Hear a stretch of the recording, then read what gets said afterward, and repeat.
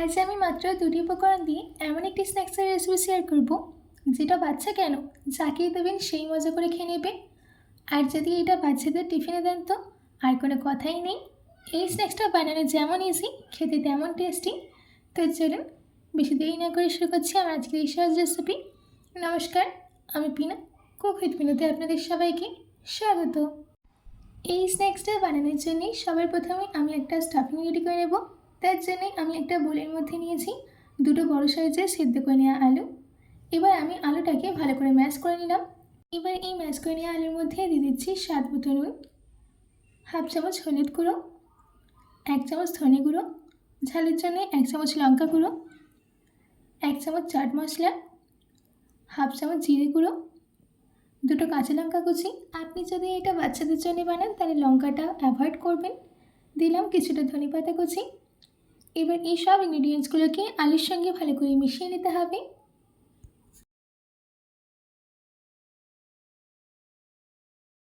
দেখুন, আমাদের এখানে আলু স্টাফিংটা একদম রেডি। এবার আমি এটাকে সাইডে রেখে দিয়ে একটা ডো রেডি করে নেব। তাই জন্য আমি একটা থালার মধ্যে নিয়ে নিয়েছি 1 বোল ওজনে 200 গ্রাম আটা, দিচ্ছি 1 চামচ জল, স্বাদ মতো নুন, 3 চামচ তেল। এবার এই সব কিছুকে ভালো করে মিশিয়ে নিতে হবে।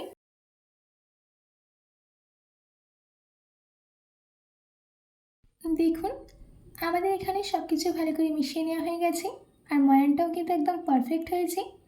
এবার অল্প অল্প জল দিয়ে এটা একটা সফট ডো রেডি করে নেব।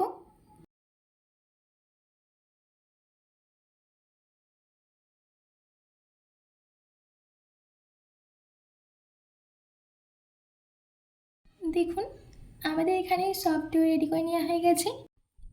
এবার এই ডোর থেকে রুটির থেকে একটু বড় সাইজের লেচি কেটে নিতে হবে। তারপর হাতের তালুর মাঝখানে রেখে ভালো করে গোল করে নিলাম। এবার আমি এটাকে বেলে নেব। তাই জন্য এই লেচিটার ওপরে অল্প ময়দা ছড়িয়ে নিয়ে ভালো করে বেলে নিচ্ছি। যেরকম আমরা রুটি বেলে থাকি সেই রকমই বেলে নেব, কিন্তু রুটির থেকে একটু বড় হবে।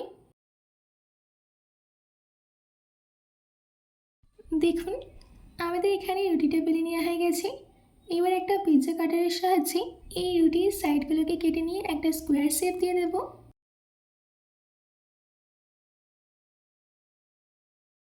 সাইডগুলো আমার কেটে নেওয়া হয়ে গেছে। এবার আমি এগুলোকে সরিয়ে নিচ্ছি।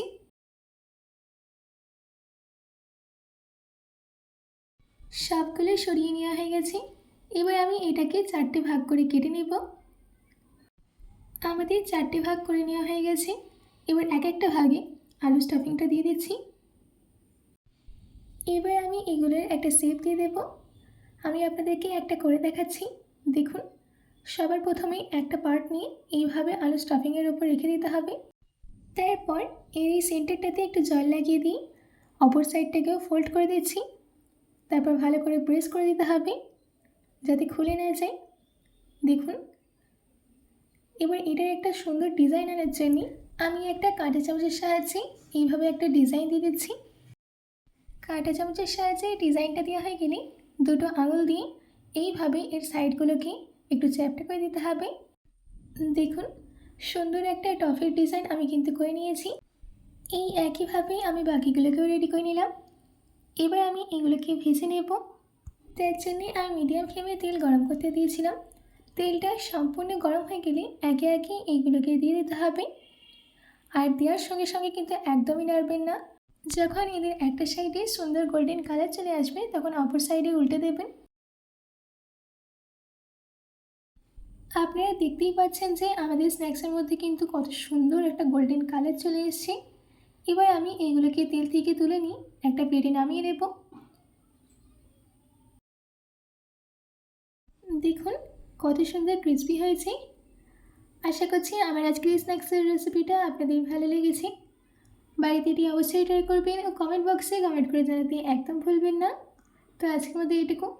আবার দেখা হচ্ছে অন্য কোনো রেসিপি নিয়ে। ভালো থাকবেন, সুস্থ থাকবেন।